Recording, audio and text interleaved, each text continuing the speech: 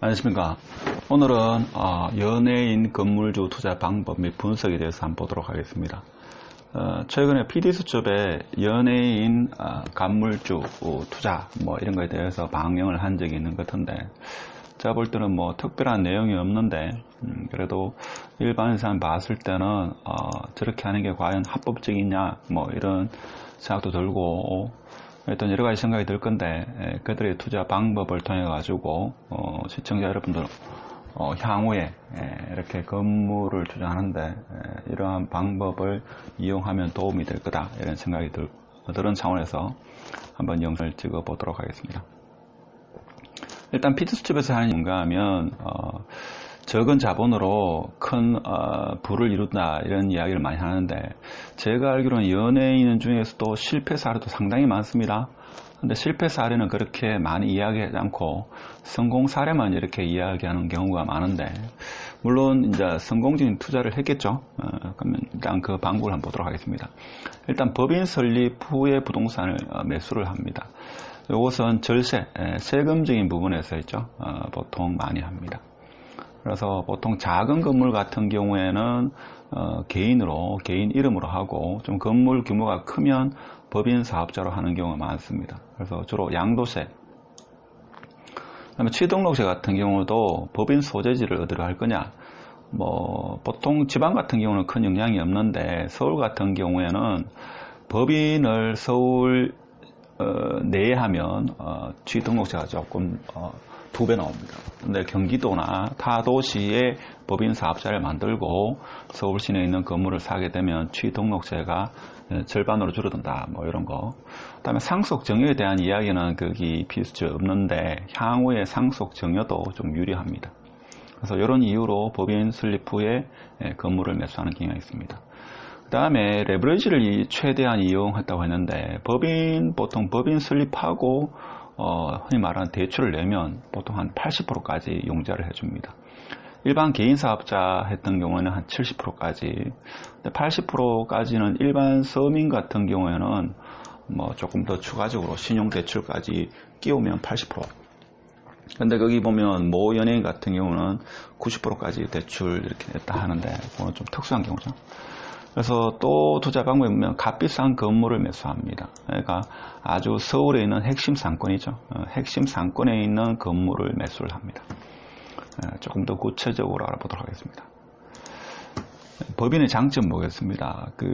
TV 방영대에서는 법인의 장점만 이야기하는데, 단점도 있습니다. 개인 사업자가 어떤 건물을 사고 만약에 양도했을 경우에 세금이 6에서 42% 양도 소득세가 발생합니다. 그것은 양도했는 금액에 따라 가지고 매수했는 금액 대비 이득이 많이 나면 날수록 세율에 따라 가지고 6에서 42% 나옵니다. 근데 법인은 일반적으로 한 22% 이렇게 양도세 낸다고 보시면 되겠습니다. 법인 설립은 서울을 제한 타 지역에 설립한다. 이게 왜 그러냐? 서울 지역 소재의 법인을 설립해가지고 서울 지역에 있는 건물을 사게 되면 취득세가 2배입니다. 그러면 서울이 아닌 타 지역에 법인을 설립해가지고 매수하게 되면 취등록세가 1배다 이거죠. 이렇게 보시면 됩니다. 이거는 주로 있죠. 법무사한테 맡기면 법인 설립은 어렵지 않게 해줍니다. 보통 비용은 한 200만원, 조금 더 드는 경우도 있고, 요거는 법무사마다 비용 층과 조금 다르겠죠. 크게 어렵지 않습니다. 돈만 몇백만 원 주면 법무사 알아서 해주니까 또 크게 어려운 부분은 아니다. 그러면 자, 뭐가 중요하느냐? 이 레버리지 효과, 즉 대출 효과에 대한 이해인데, 대출은 갚는 게 아니라 이용하는 겁니다. 그래서 이게 일반 서민과 건물을 오랫동안 투자한 사람의 가장 큰 차이점인데, 여기는 초기에 내가 건물을 매수했을 시점이고 매수 시점입니다. 그 다음에 시간이 쭉 지났을 때, 시간이 한 3년 내지는 보통 한 5년. 건물은 사고 나서 보통 한 최소 3년에서 5년 정도는 가지고 있어야 됩니다. 이게 거래 비용이 많이 들기 때문에. 즉 세금이 많이 들기 때문에 보통 3년에서 5년 정도는 가지고 있다가 그때 매도를 하든지 합니다. 붉은색이 나의 자금입니다. 나의 자금이고, 파란색이 이제 대출입니다. 그렇죠? 그래서 자기가 소득이 좀 넉넉하거나 이런 사람은 뭔가 하면, 예를 들면 현금이 한 10억 정도 있으면 대출을 한 40억까지 이렇게 일으킵니다. 그러면 이게 시간이 한 3년에서 5년 지나고 나서, 나의 자금은 투입한 자금은 그대로입니다. 그러면 대출은 그대로죠. 40%입니다. 근데 지가 상승해가지고 지가 상승이 보통 한 50억 이렇게 일어나는 경우가 많았다라고 연예인 간물주라고 이렇게 이야기를 하죠. 근데 여기서 핵심은 뭔가 하면 일반인들은 만일에 10억을 가지고 50억짜리 건물을 삽니다. 그러니까 40억 대출 내가지고 사실 이래 하려고 하면 거의 일반인들은 못합니다. 일단은 간이 작죠. 간이 작아서 못합니다. 두 번째는 뭔가 하면 이 융자에 대한 부담, 융자를 이거 언제 갚을 건지 이에 대한 부담감, 압박감 때문에 이렇게 투자를 못합니다. 그리고 건물 보는 안목이 없기 때문에 또 이렇게 못하죠. 근데 제가 볼 때는 그 연예인들 같은 경우에는 이것을 그 건물만 전문적으로 중개하는 컨설팅이죠. 그런 도움을 받고 주로 투자하는 것 같습니다. 그래서 보통 연예인들은 이렇게 사가지고 한 5년 지나가지고 이 부채를 갚지 않습니다. 부채는 대출은 갚는 게 아닙니다. 그냥 안고 갑니다. 안고 가야 됩니다. 근데 일반 서민들은 있죠. 이걸 갚으려고 5년 동안 엄청 노력을 하죠. 심지어는 뭔가 하면 이 월세를 받아가지고 이 융자금 있죠. 융자금에 대한 이자를 다 못 냅니다. 부족해가지고 나의 수입에서 일정 부분 이자를 냅니다. 이런 부분도 사실 이해를 잘 못하죠. 보통은 그렇지 않아죠. 이 이자, 월세를 받아가지고 대출금에 대한 이자 정도는 최소한 갚아야 되지 않나 이렇게 생각하는데 그렇게 될 것 같으면 파는 사람이 팔지도 않겠죠. 그런 경우도 있습니다. 이 부분을 보통 사람들이 이해를 잘 못합니다. 그럼 내 돈을 10억 넣어가지고 은행 대출 이자도 못 갚는 건물을 왜 사지 이렇게 생각하는데 그래도 사는 사람이 많습니다. 왜? 이 지가 상승, 나중에 5년이 지났을 때 눈에 보이지 않는 이 지가 상승. 그러니까 이게 뭡니까? 레버리지죠. 그래서 보통 아파트를 투자하는 사람은 10억 같으면 예를 들면 뭐 한 1억 갭 투자해주고 있죠. 아파트를 10채 사면 10채 삽니다. 10채 사게 되면 개당 1억씩 올랐다. 그럼 뭡니까? 10억이 남죠. 10억이 남지만 이게 뭡니까? 실질적으로는 10억이 남는 게 아닙니다. 세금 내고 나면 실제 한 6억에서 7억 정도 남습니다. 그렇죠? 이런 부분도 있습니다. 근데 지금 이렇게 됐을 경우에는 뭔가 하면 시간이 쭉 지났을 경우에 자, 내 돈이 10억 투자했고 융자가 40억입니다. 40억. 그 다음에 보통 이렇게 차익 보는 게 작게는 한 20억에서 많게는 한 50억 정도 이렇게 차익을 봅니다.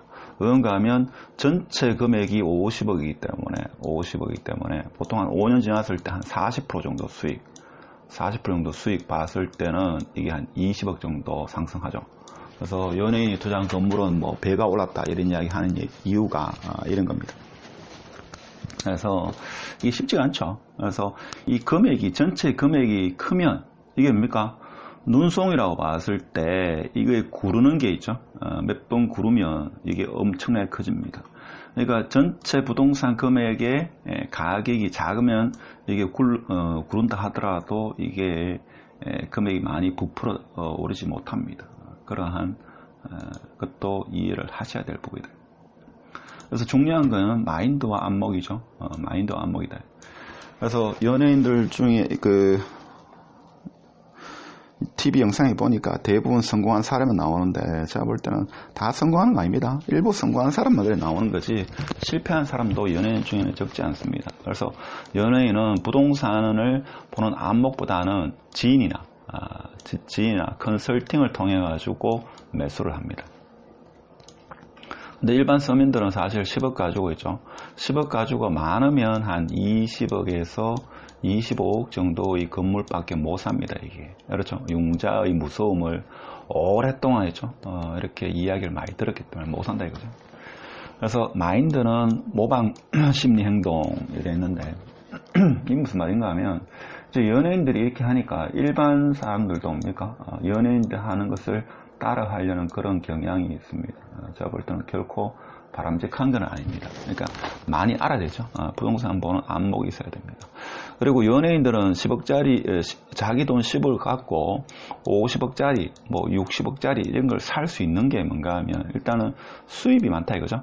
수입이 있으니까 월세를 받아가지고 이자 내는 게 부족하다 하더라도 자기 수입에서 몇백만을 넣어가지고 이자를 충당합니다. 근데 이에 반해가지고 일반인들은 이거를 이해를 사실 못합니다. 그래서 과다 대출에 대한 두려움 이게 크죠. 이게 뭡니까? 대출 한 10억만 내도 있죠. 잠 못 잡니다. 그렇죠? 밥을 먹어도 이게 먹는 게 아니죠. 코로 들어가는지 입으로 들어가는지 잘 모릅니다. 처음에는 모르는데 막상 있죠. 통장의 대출이 이게 상당하다라는 것을 눈으로 보고 매달 대출 이자가 따박따박 나가면 있죠. 월세를 따박따박 받으려고 건물을 샀는데 대출 이자가 따박따박 나가면 있죠. 숨이 턱턱 막히죠. 그리고 원리금 상환의 심리적 압박입니다. 이게 만약 그 이야기죠. 매달 그 이자에 대한 거. 그리고 이제 또 경험이 없거나 마인드가 부족한 사람은 원금 갚으려고 하죠. 아무리 노력해도 5년 동안 아무리 노력해도 자기가 받은 대출의 절반도 못 갚습니다. 그래서 막 이런 문제, 이런 것을 뛰어넘지 못합니다. 근데 지금은 뭡니까? 디플레이션의 그 시대에 접어들었다 해가지고 특히 상가 살 때는 아주 조심을 해야 되죠. 건물 살 때는. 건물 잘못 사면 뭡니까? 집안이 기울어질 수도 있고 잘 사면 대를 이어가지고 부가 세습될 수 있죠. 그래서 연예인들 같은 경우에는 주로 건물을 살 때 서울 지역만 삽니다. 서울의 핵심 서울 지역, 그리고 서울 지역 내에서도 핵심 상권을 삽니다. 그렇죠? 그 다음에 중요한 게 뭔가 하면 우량 임차인을 찾습니다. 그렇죠? 그러니까 월세가 많지는 않지만 월세를 받아가지고 은행 이자를 다 못 내지만 임차인과의 불필요한 관계를 되도록이면 끓인다 이거죠. 그러기 위해서는 임차인이 우량해야 됩니다. 그렇죠? 자, 이렇게 하고 그 다음에 조금 아는 연예인들이나 건물 투자 중에는 사가지고 신축을 하죠. 신축 또는 리모델링 합니다. 신축은 오히려 쉽습니다. 이 리모델링이 오히려 더 어렵죠. 리모델링은 이제 안목이 있어야 됩니다. 근데 지금 같은 디플레이션 시대에는 사실 상당한 조심을 해야 되죠. 그러니까 현금 확보가, 현금이 더 중요한 그런 시기이기 때문에. 그래서 불확실성을 최소화시켜야 되기 때문에 보통 현금을 많이 지려고 하죠. 그렇지만 아주 알짜 건물, 핵심 상권에 있는 알짜 건물 같은 경우는 돈이 있는 사람은 매수를 하죠. 근데 제가 볼 때는 조금 아쉬운 게 간혹가다 TV 매체에 한 번씩 나오는 게 그들의 실수가 있다. 건물을 사는 건물주들의 실수가 상생을 위한 배려가 있어야 되는데 이런 게 좀 아쉽다 이거죠. 그래서 자본의 논리만 생각하고 임차인에 대한 배려 인식이 부족하다. 그래서 뭐 리모델링을 한다 해가지고 있죠. 월세를 상가 임대차 보호법 해당되지 않는 그런 건물을 사가지고 계약기간 만료 시점입니까? 월세를 한 5배, 10배 이렇게 올리죠. 그래서 임차인과의 분쟁이 생기는 이런 거는 제가 볼 때는 좀 지양해야 되지 않나. 좀 바람직하지 않은 그런 거고. 그래든 제가 볼 때는 건물을 사든지 상가를 살 때는 뭔가 하면 꼭 서울이 아니더라도 살 때 핵심 상권을 사야 됩니다. 어떠한 부동산이든 간에 아무리 안 좋다 하더라도 거기에서 한 20% 정도는 상당히 알짜배기가 있습니다. 그래서 그것을 보는 눈을 길러야 됩니다. 이게 가장 중요하고, 그 다음에 대출에 대한 이해, 특히 건물 같은 경우는 대출을 갚지 않는다 하는 거. 보통 일반 사람들이 9번 대출을 갚으려고 있죠. 길을 씁니다. 근데 상가는 대출을 갚는 게 아니다. 대출은 이용하는 것이다. 이렇게 이해하시면 조금 더 상가에 대한 공부에 대해서 이해도가 좀 제고되지 않겠나 이런 생각을 해봅니다. 일단 오늘 간단히 이 연예인 건물주에 대해 투자 방법에 대해서 간단하게 한번 알아봤습니다. 도움이 되었다면 구독, 공유, 좋아요 부탁드립니다. 감사합니다.